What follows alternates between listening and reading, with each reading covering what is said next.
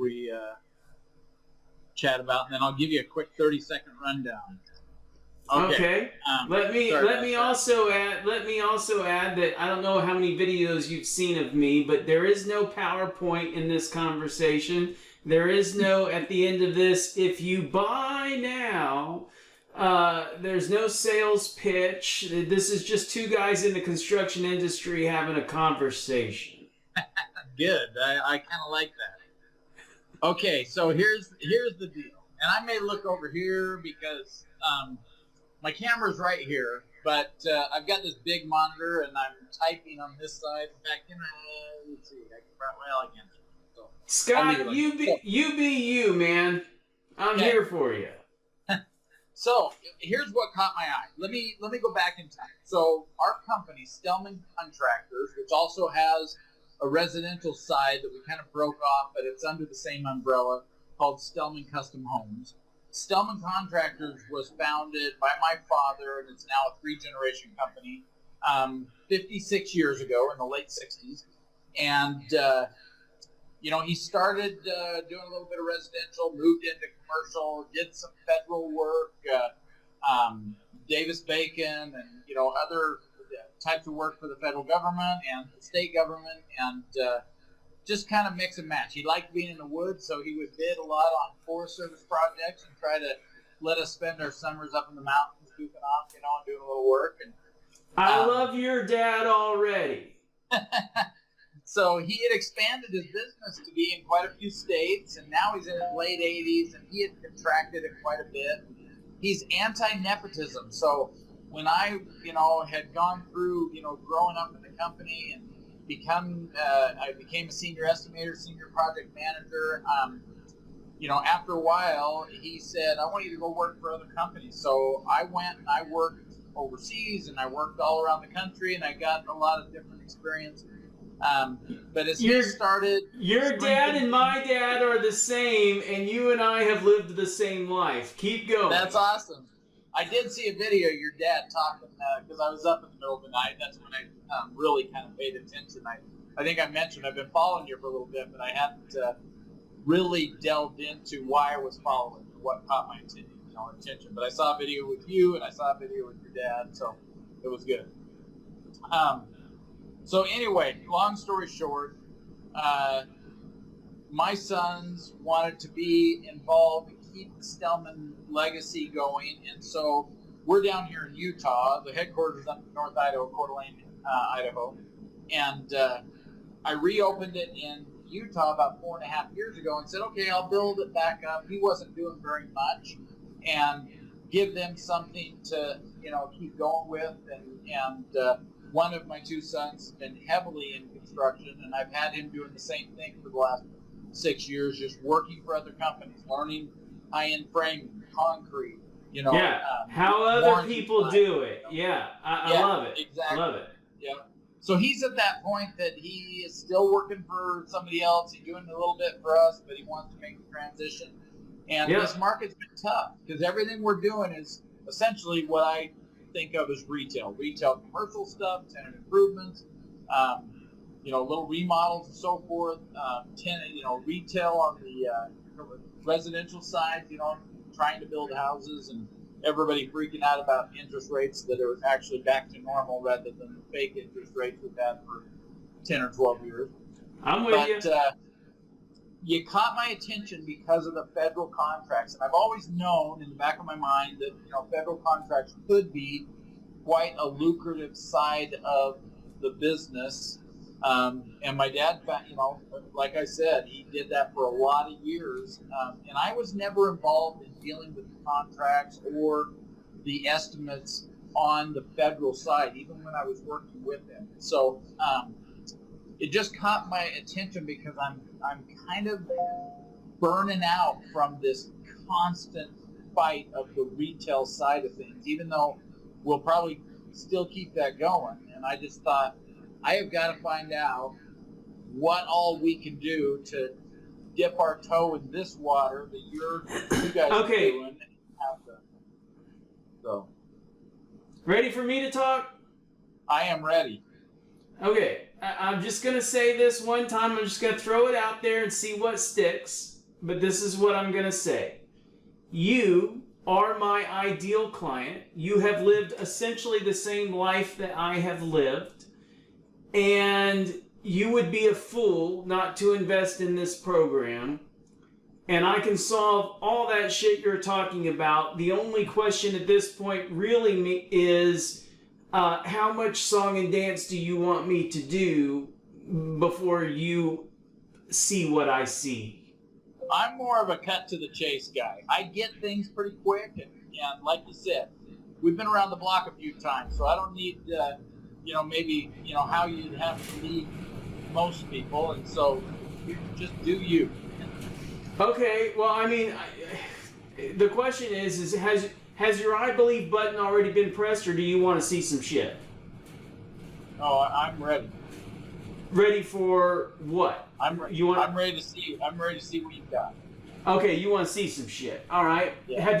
Okay, before I get into that, have you seen any of my videos related to requests for quotes? No. I mean, your dad mentioned one, and I'm familiar with the terms and so forth, but I only 30 more seconds in the middle of the night last night, because I usually am up for 2 hours every night.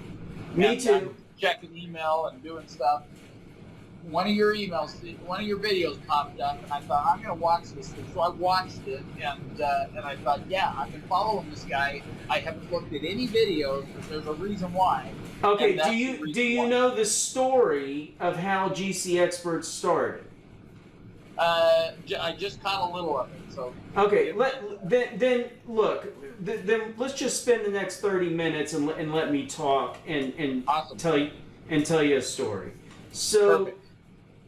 First of all, I came up in the business when I was 15 years old. My dad was on a federal contract somewhere, and he had one of those old AT&T phones that you flip the switch off in the back, those old brick phones. This is 1986. Yep. And I back-talked my mom in the summertime. She called my dad on that cell phone that was like $1.25 a minute in 1980s money, so it's like $10 a minute today. And he said, put Sean on an airplane to Palm Springs, California. Within an hour and a half, I was on an airplane to Palm Springs, California. 3 hours later, I'm there. I get picked up by a superintendent who drives me to a job site at 29 Palms Marine Corps Base, and I'm in an attic insulating ductwork within 6 hours of back-talking my mom. Welcome to the construction industry. Yeah, no kidding. So, spent 3 months out there, went back to high school, finished high school, went to college, got out in federal construction, got a job through some connections with my dad, was out on an island off the coast of California. Now, you and I took just slightly different paths. I was going out on only federal government construction contracts. So if you ask me about state, county, all this kind of stuff, or you ask me about, retail, I don't know anything about that. All I know is the horror stories that I hear from people like you, and they, woe is me. I hear that quite a bit. And so I only know the federal market, but I started out as a superintendent, went job to job to job, spent 5 years of my life traveling coast to coast, learning the construction industry. I have seen some shit across this country for sure. And speaking of shit, one of the greatest jobs I ever did, we call them shitty jobs because there's a lot of money in shit. And moving shit. So I got a great job down at Naval Air Station Belle Chase, running a big pipe bursting job down in Belle Chase. But I also did a 65 building switchover from the old mercury thermostats on the wall to digital thermostats, 65 buildings at San Angelo Goodfellow Air Force Base. And so I got a hell of an education on the road. And in fact, the first apartment I ever had in Austin, Texas, I realized after 1 year I had only spent the night there 29 times. And so was realizing that I'm spending quite a bit of time on the road in hotel rooms traveling across the country. And so then, but once you do that for 5 years, you start to learn some things. And eventually I got a seat at the table. And then my dad and I started doing federal contracts together, sitting down at 3 o'clock in the afternoon, bidding jobs and putting together big plans. And we were doing about $20 to $40 million a year in federal contracts from between, say, 1999 to 2005. Nice. In 2005, my brother was in a boating accident. It happened at like 10 o'clock at night. I didn't hear about it till 2 o'clock in the morning. I get a phone call from my dad. He's in Scotia, New York on a federal job. And I answer the phone and all I hear is, Sean, your brother's been in a boating accident. I don't know if he's going to live or die, but he's going into brain surgery right now. I need you to go pick up your mother. That's tough. That is scary. So that changed everything. My only response to him was, does mom know yet? And he said no. And I was like, oh my God. Here we go. Yeah, so you get to be the person that tells. So I drive over, pick up my mom, take her down to the hospital. Ryan is in brain surgery. Dad is trying to figure out how to get back to Austin. And here we go.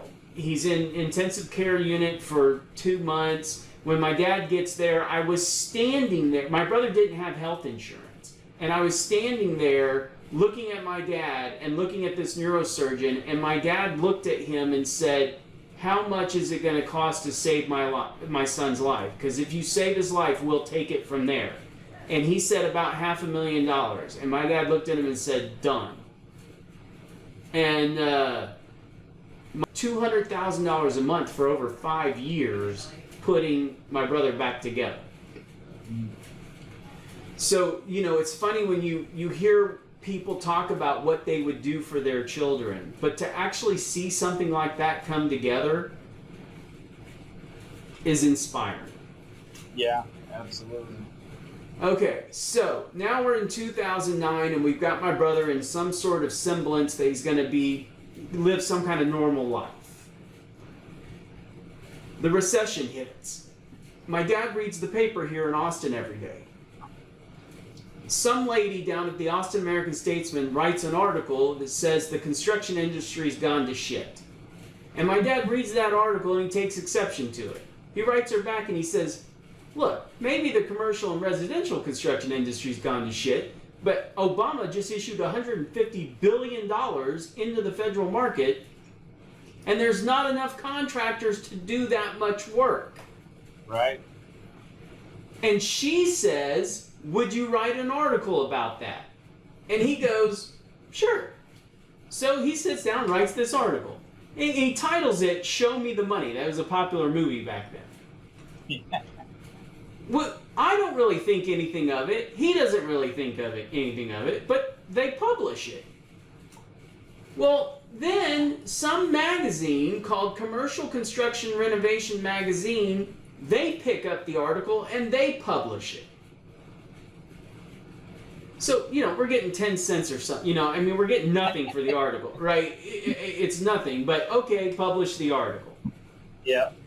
So then, some guy in Dallas named Jacob Krall, he reads the article in the magazine, and he calls us, and he says, hey, would you guys be willing to talk about this opportunity in front of my group of 110 roofing and restoration contractors? Okay, sure, no problem. So we drive up to Dallas, a 3-hour drive, and we go give this speech for an hour. That's where everything changed. At the end of the speech, my dad did something, and I'm sure you've experienced this many times with your dad. Dads just do shit that you're not expecting them to do. Dad looks out at the audience and he goes, I'll take 20 of you guys, 2 people from each company, so 10 companies. I'll take you into a room for 3 days and teach you everything you need to know to be successful in the federal market. Well, there's 110 guys in the room. So when we walk off stage, he gets bum rushed. I mean, when I say bum rushed, I was so impressed with what happened. I took my iPhone 3 out and I started filming it because I was like, he's got 30 guys around him and they're all holding credit cards out. So in 15 minutes, we sell $100,000 worth of tickets to a workshop that does not exist. I like it. Okay? So we drive back down to Austin and we put together the workshop. Well, what would it be? If you were going to teach contractors how to be successful in the federal market like we were, what would that look like? So we jotted it all down and put it all together. We go back up to Dallas and we present it. Yep. Well, holy hell, at the end of that thing, these guys are going, oh my God. And then sure enough, within a few months of them leaving that workshop, they start getting federal contracts. So I start tracking over the years because if I do business with you, if you're one of my clients, do I know your company name? Yeah, you should. I should. So I start putting together what I call the indisputable proof page. So what do I mean by indisputable proof? I mean that on this page, you have a video of a guy saying, oh my God, Sean and Doug are awesome. But you can see that his company is AMG. You can see on his shirt, it says AMG.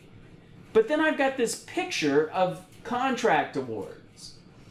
And in this picture, that's not me saying he got $4 million in contracts. If you click this link, it takes you to USAspending.gov.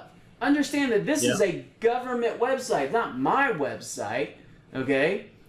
Yep. So you can see he's gotten actually 4.2. So in other words, since I took the picture, he's gotten $100,000 more in contracts.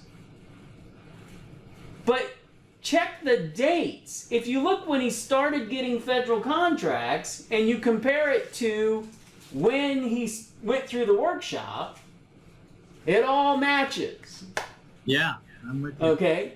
So you go down here and you go, okay, here's NBT. In the video, he says my company's NBT. Here's his contract awards. Here's the guy, here's the video, here's his contract awards, $34 million. Here's Moises, ELCI. And again, look, Moises came through in 2010. He was one of the early guys. And he's gotten $50 million in contracts. That's not me saying it. It's USAspending.gov saying it. But if you go down, 53 million in contracts, but look when he started getting contracts, 2010. So that's why I call this my indisputable proof page. Like Kevin came in a year ago. You click on his link, and a year ago, he started getting federal contracts. So the answer to your, the initial question of, do we have the secret sauce? And we didn't just wake up one day and say, we're the GCExperts. It all happened naturally. Yeah. And, one guy, Jeff, one of my clients, when I'm explaining all this, he had already seen videos that kind of put this picture together. And he goes, I love your story.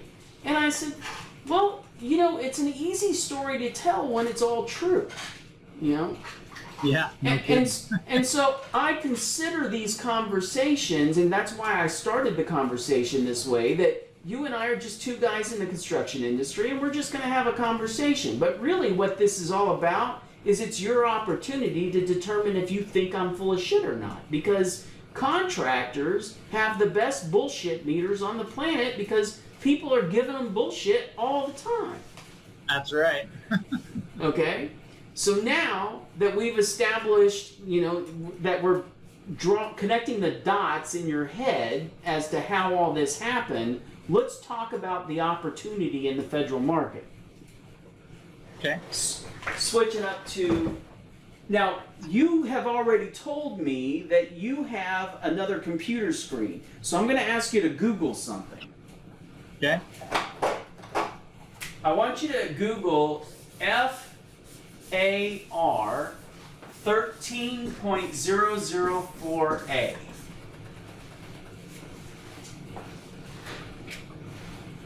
Okay, I got acquisition.gov, FAR Okay. 131004. That's right. So click on that, but don't read it yet. Just look at me. Okay. Our government, whether it's the National Park Service, National Forest Service, Bureau of Land Management, IRS, CIA, FBI, Army, Navy, all the agencies, okay? They all operate under one rule book. And that rule book is the Federal Acquisition Regulations. We call them the FARs, the Federal Acquisition Regulations. And what I'm dialing you into is just one of the FARs. But you're not on my website, you're on a government website, right? Right. Yep. Okay? So what I like to tell people that I'm an evidence-based business. You ask me questions and I give you sources that aren't me. Okay? Now, with that said, read the title of this FAR. Okay. The title, not the content. Legal effect of quotations, that one? Okay, that's perfect. The legal effect of a quotation. All right? So look, when you and I do business together and I give you a quote, there's nothing legal about that. It's not legal until it's a binding contract. But our government has written laws associated with how the whole process works, how our government acquires construction goods and services. And what we're about to talk about is the legal effect of a quotation. Are you with me? Okay. Yep. So now, with that said, read me the first sentence of the legal effect of a quotation out loud and stop at the period. Okay. A quotation is not an offer and consequently cannot be accepted by the government to form a binding contract. Stop right there. That language should be very weird to you, and let me explain why. If you call me up and you say, hey, Sean, I want you to build a 200 square foot tiny house, and I take a quote out and I sign it and I hand you that quote and you sign it, what do we now have? We have a contract. We have a contract. But on the government side, it's different. Right. If you give them a quote, it's not an offer and it can't be turned into a contract. That's different. Okay? Because if I give you a quote, you can turn it into a contract. Okay. Okay? Now, I'm with you. Read the next sentence out loud. I like where we're going. Read the next sentence out loud and stop at the period. Okay. Therefore, issuance by the government of an order in response to a supplier's quotation does not establish a contract. Okay, so now look, this was written by lawyers and it's all in legalese, but I'm going to break this down and believe me, I recognize that you're a sharp guy like me and you're starting to read between the lines, but just stay with me, okay? I'm with you. Okay. What this means is our government knows that other government employees don't understand or realize all the laws. So what they're saying here is some contracting officer someday might take a quote and turn it into a contract even though it says they can't do that. So what they're saying is if they do make that mistake, it's null and void. That's what that second sentence means. Okay? Now read the rest of the paragraph out loud. Okay. The order is an offer by the government to the supplier to buy certain supplies or services upon specified terms and conditions. A contract is established when the supplier accepts the offer. Okay, again, this is legalese, but let me explain to you what this means. What this means is that if the government needs a National Park Service 200 square foot tiny home built about 30 minutes from your office, okay, they put it out on the street for bids. So I come along and I bid this job. I turn a quote into the government. What they can't turn it into a contract. So what they have to do is take the quote and offer it back to me. That's what that means. They offer it back to me. When they offer it back to me, I have 4 options. 4 options. Number 1, I can accept. Number 2, I can withdraw. Number 3, I can negotiate. And number 4, I can stall for more time.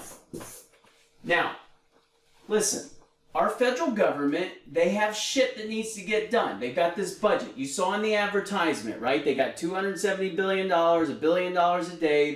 They're maintaining these buildings, building new things. They're always doing construction goods and services. When they get bids in on a job and they realize that they can't turn it into a contract, they've got to offer it back to the contractor. Of these 4 options, which one are they trying to get you to do? Accept it. That's right. They want you to accept it. But I don't do that. What I do is I stall. What I say is, I'm sorry, I wasn't expecting your call. Can I call you back in 24 to 48 hours? Okay? That gets me off the phone with them. And I don't want to be on the phone with them, because I don't know how much that 200 square foot tiny house is actually going to cost to do, but I turned a bid in for $100,000. So now this is what happens next. I call you because I find you in Google and I say, hey Scott, my name's Sean, I'm a national federal contractor. I do everything from wind tunnels, water treatment plants to kitchen renovations. I'm calling you today because there's this 200 square foot tiny house that needs to be built, and it looks like it's about 30 minutes from your office. What I want to do is send you over the plans and specifications, and when you get them, don't open them. My phone number's in there. Call me, and I'll walk you through the job step by step. I'm already familiar with it. Nice. I like it. And the reason I'm saying it that way is because I want you to know that I'm going to be completely respectful of your time. I don't want you to have... Because normally what happens is someone calls you and says, hey, Scott, give me a bid. Here you go. Give me a bid. And I want to be different. I want your attention. Okay? I get that all the time. Yep. Of course you do. But now you got somebody that's getting your attention because I'm making it easy for you.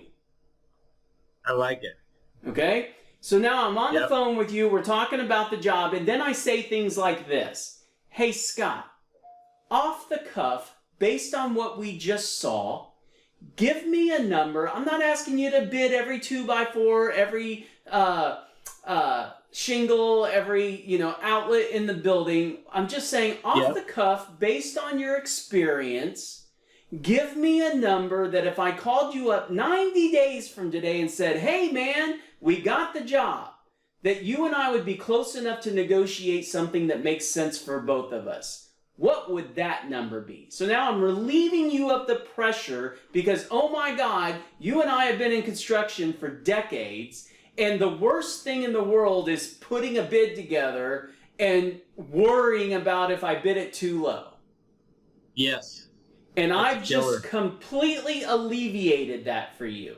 So under this hypothetical situation, this hypothetical conversation we just had, now, Scott, tell me how much, give me a number to build this 200 square foot tiny house. You want me to give you one? That's what I just asked you to do. Okay. I'm gonna say that it's gonna be $80,000. Okay, so I turned my bid in for 100. The guy in the field that knows how to do this shit tells me 80,000. Okay, and I might do one of two things because that's kind of on the cusp of like 20% margins or something. I could potentially call the contracting officer and just accept the job, but I might call you back and say, hey, earlier we talked about the pressure being relieved at $80,000. We need to get a little more specific. I might have an in-depth conversation. Hey, is that the number that if I give you the job, I can go sit on my boat and drink beer for 2 days, and you're going to take 3 pictures in the morning, 3 pictures in the afternoon, and you're going to fill out any paperwork. So now I'm giving you a chance to maybe raise that number. And suppose you do raise that number. Suppose you raise it to 90. What I might do is call the contracting officer and open negotiations and say, suppose I needed to change my bid to $135,000, what would happen then? So I'm entering into negotiations with the government. So now give me another hypothetical number.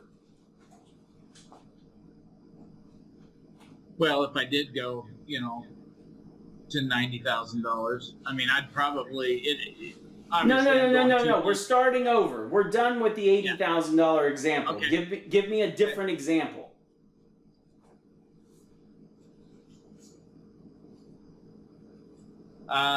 It's $1,000. 50,000? 100. 100. Okay, 100. I call back and I negotiate. Give me another hypothetical number. 50,000. Now we move in the better direction. 50,000. I call the contracting officer and I accept. Give me another hypothetical number. 75. Give me the other hypothetical number. 120. 200. Holy shit! The guy said it's going to cost $200,000, and I'm in it for 100. I'm going to withdraw. Okay, I'm with you. No, I'm with where you're going. Yep. Okay. Yeah, no harm, no foul, right? That's my point. Can they turn my quote into a bid? I mean, into a contract? No. No. If they do call me and try to get me to accept, is one of my options that I can withdraw every bid that I ever turned in. Yes. Are you at any risk for bidding an RFQ on a federal contract? No. No. No. In fact, when you do finally accept the deal, you already know what your profit is going into the deal. I like it. Let me ask you a quick question. You may be getting this. You can put me off. But so when you guys were doing your federal work, how much of it did you end up utilizing someone who was a subcontractor under you to have more workflow without you having to spend hardly any time actually doing that job? Well, how big is your team to do $20 to $40 million worth of work a year? You, personally. Too small. Okay. We were doing $20 to $40 million worth of work a year with 6 people. Yeah. Okay. Well, and we're right about that right now. So. Okay. So, under normal circumstances in my retail world. Yeah, but you're working with 10 to 15% margins at best, okay, and sometimes even worse, okay. Yeah. And I'm working with 30 to 80% margins. I got room to hire really good subcontractors.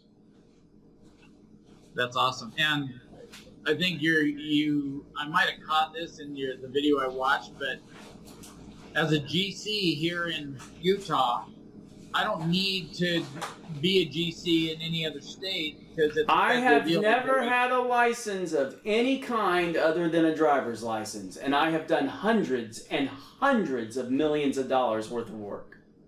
Gotcha. Yeah. Awesome. You know more about the construction business, I assure you, than I do. What I know is the process of being the middleman between what the government needs and the people that get it done. In other words, I speak your language, but I don't know how to do what you do. Gotcha. Don't ask me to hang a 2x6. You're not going to want to walk under it. So let me ask you one more question. Does the federal government require bonding on every one of their jobs? Okay, that's a good question. And so we're going to have about a 10-minute discussion about this because you opened up the door. Okay. All right. And I always start this type of conversation with a concept. And that concept is, if there's a Dr. Pepper can sitting on your desk and I say, hey, Scott, hand me that Coke, do you know what I'm talking about? Yes. Okay, so you've related that what I really mean is hand me that soda. That's right. Okay, when people talk about the word bond, they actually mean something else, but they don't know that.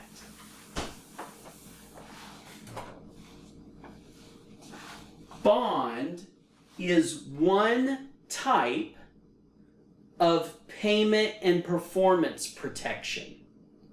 Right. Okay? And if remember we talked about FAR 13.004A? Yep. Now we're talking about FAR 28.102. Don't you love how you can just ask me a question on the fly and I know the relevant FAR? FAR 28.102 is all about payment and performance protection. There are 5 types of payment and performance protection. Bonds is one of them.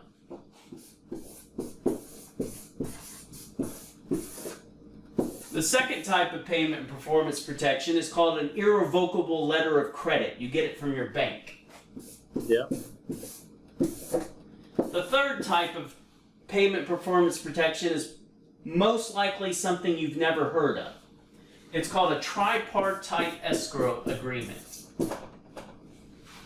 And it turns out I'm the #1 provider of these in the country. Number 4. That makes it nice. Number 4 is cash. You can put up a certified check.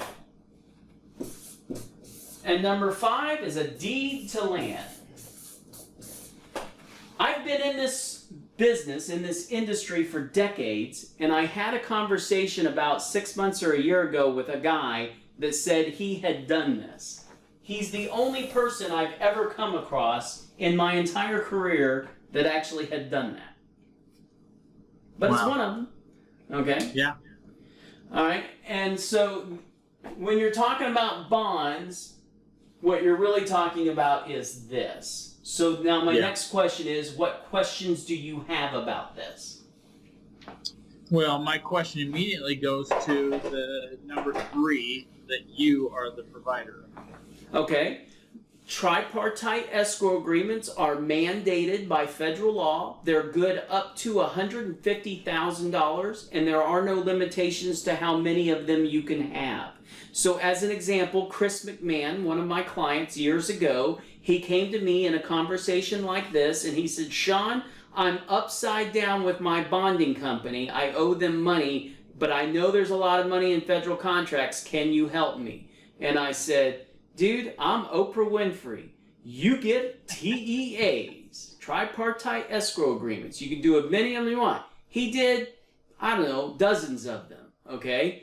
He made enough money through all those contracts for up to $150,000 that he paid back his bonding company and bought a marijuana dispensary in California and retired. Ah, nice. That thought hadn't crossed my mind here in Utah. So anyway, yes, tripartite escrow agreements work. You're pre-approved, and you can do as many of them. There are no limitations to how many you can have, just how much they're good for. So let me ask you, on that exact statement, if I have a job that is a $1.5 million job and I need the coverage for a $1.5 million job, does that mean 10? In 99% of the cases, a tripartite escrow agreement will not work for that. But but you are right. There is a 1% case where we can get the contracting officer to break the contract into what's called CLINs, contract line items, and we can issue a tripartite escrow agreement per CLIN. I've done that 2 or 3 times in my career, so the percentages match up. It's rare, but it can happen. But I would not rely on that. Okay, gotcha. So when you have something that is over, so in other words, I'll back up. This individual that needed some help and was upside down with his bonding company, he went and did a whole bunch, more than likely, a whole bunch of these jobs that were $150,000 or less. That's right. Okay. But I will say also that he is one of the 2 clients that I was able to get a particular job where he got 2 TEAs to 1 contract. I want to say it was $330,000, but but he was one of the 2 guys that did that. Okay. And he only did it once. Okay. The other guy did it twice or 3 times, but for $890,000. Wow. Okay. Awesome. I like it. Well, that's why I said earlier in this conversation, I already know that you're perfect for this. You just, whatever song and dance you want me to do. Like, there's no clothes on this thing. There's just, I've got the secret sauce. Yeah, we're just having a conversation, and this is some cool shit. So how much more song and dance do you need? Well, let me ask you this. Because I'm in, this has been a bad year. This last 12 months has been a tough freaking year on the retail. Do you want to know why? Yeah, let's hear it. It took me a while to put it together, to be honest with you, but I figured it out. Now look, I'm not an economist. I'm no Alan Greenspan. You know, I'm not even really all that bright. But I think about things. I think about things a lot. And there's something that's happening to you that you can't put your finger on, but you can see it happening. You experience it, but you're like, what the fuck is really going on here? Our economy goes like this. Okay? Yep.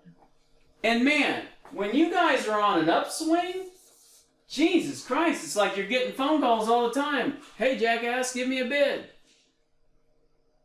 Great. And the more those phone calls comes in, what happens to your price? Yeah, you just jack it up because you're busy and you want to, if they take it, you'll make good money. That's right. But then all of a sudden, this shit happens. And you're like, dude, I thought I was on top of the world. People are calling me like crazy. And it's like, all of a sudden, it just starts drying up. And you're like, I didn't do anything different. Okay? Yep. Well, what's happening is the economy's taking... We lost 31 jobs. That's right. The economy starts taking a turn. Okay? It's not your fault. This is just the natural progression of our economy. But when our economy... Let's take extreme examples, okay? Because I like to talk in extremes because the extremes show us what really is happening, okay? So what's the worst recession this country has ever had? Well, in recent, the 2008... No. What's the worst recession this country has ever had? The Great Depression. The Great Depression. 1929, okay? Yep. We had the Great Depression. The economy took a dump. What did our president do to solve that problem? Opened up the floodgates for federal work. Do you remember what it was called? I cannot think of the name. I know this. You will when I say it. It was Franklin Delano Roosevelt, and it was called the New Deal. Yes. Okay? Yes. Yep. But you're right. He opened up the floodgates and started doing construction all over the country for federal work, roads, bridges, dams. Okay? Yep. That president saved our country by building the infrastructure and exchanging dollars for all that work. Okay? Putting America back to work. Okay? And then he said, now that we have all this increased value, our country is worth more. That's how he settled the books. Okay? Gotcha. So that's 1929 FDR, and that's the New Deal. Now go back to your modern times. What happened? Yep. Yeah, we ate it again in 2008. That's right. Okay. Who was president? Who was president? It was Obama. Was that Bush? Nope. Obama. It was Obama. He issued something called the ARRA. You know what that stands for? American Recovery and something Act. Reinvestment and Recovery Act. He issued $150 billion worth of construction. That was when my dad wrote that article. Okay? Flash forward to now. Who's president? Biden. Yep. Biden's president. What did he issue? The, what did he call it? The Infrastructure Act. Yeah. Now look, I'm saying act. Infrastructure Act. American Reinvestment and Recovery Act. What are these? What is an act? It's an act of Congress. Okay? Yeah. It's law. Our government negotiated a deal to save our economy. The smart contractors out there, the guys that are smarter than you, what they're doing is they're riding the wave, and then when this happens, they're catching all that. Then they're riding the wave, catching all this. In the reverse, obviously, but... Yeah. Yeah. Well, I like that because I am sick of trying to plan for the inevitable 3, 6, 7, whatever year between, the high points and how hard it is to fight during the low. It'd be nice to be able to take advantage of the highs, but no, you just keep right on rolling, especially when more money comes flooding from the federal government during the lows. Look, again, I already know that you're the perfect candidate for this. It's just a matter of you deciding, oh my God, that's the guy. Yeah. Yeah. Okay. What do we do? You just give me $5,000 and give my wife $700 to get you Sam registered, and Bob's your uncle. We start going after federal contracts. That's awesome. I mean, fair, awesome.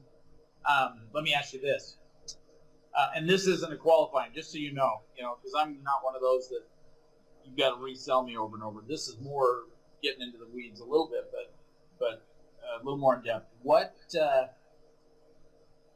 from getting started, and I assume there's an approval process to get approved as a federal contractor, and whatever. It's not an approval. It's not an approval. It's just a bunch of steps. Okay, bunch of steps to get on their list of approved contractors or whatever. Yep.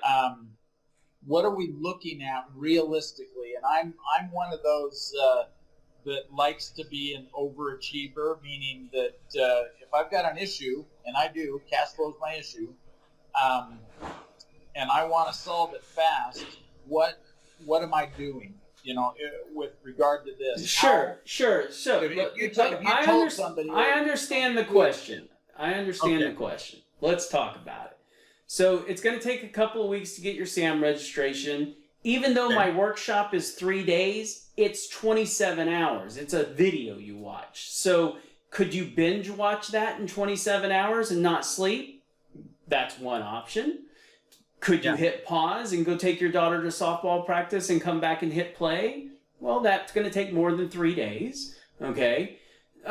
So what people are telling me, or what I'm experiencing, is that it takes about a week to get through the 3-day training. So what you do is you sign up with me. You get access to the training. You get with my wife. She gets you SAM registered. You go through the training while she's doing that. Okay. Then we meet up on the other side and we start going after federal contracts. Typically, if you do what I tell you to do, it takes about 90 days to get your first federal contract. And then remember I talked about acts of Congress? Yeah. There's another act called the Prompt Payment Act. And that guarantees you that you'll be paid 14 days within an approved invoice. Okay, awesome. Because I do remember that as being one of the issues back when my father was doing stuff. Sometimes it seemed to drag on for a while. You won't have that problem in today's world. That's awesome. I like it. I like it. 14 days. And how do you go about getting an approval on your invoice? There's always a project. The Prompt Payment Act spells it out. So I'm not going to give you every word of it, but I'm going to give you the highlight. Okay, the tagline. The Prompt Payment Act says in part that the contractor shall be paid monthly or more often as deemed necessary by the contracting officer on a percentage complete basis. It goes on to say that the contractor shall be paid within 14 days of an approved invoice and that the subcontractor shall be paid within 7 days of the prime contractor's payment. Okay, and this is an act of Congress. So the answer is, how do you get... I say this in the workshop. Listen to my words very carefully. How does a contractor make money on a federal contract?